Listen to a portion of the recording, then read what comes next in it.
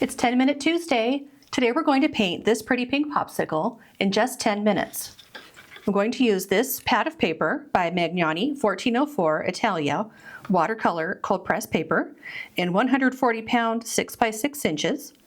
I'm going to use a silver black velvet round 10 and a Princeton Heritage round 4 and some Da Vinci paints.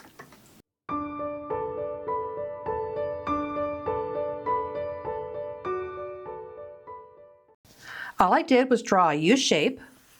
I turned this upside down and I drew a big U, topped it at the top, and then I drew some long skinny U's with tops and then another U. So it's like a exercise in drawing U's.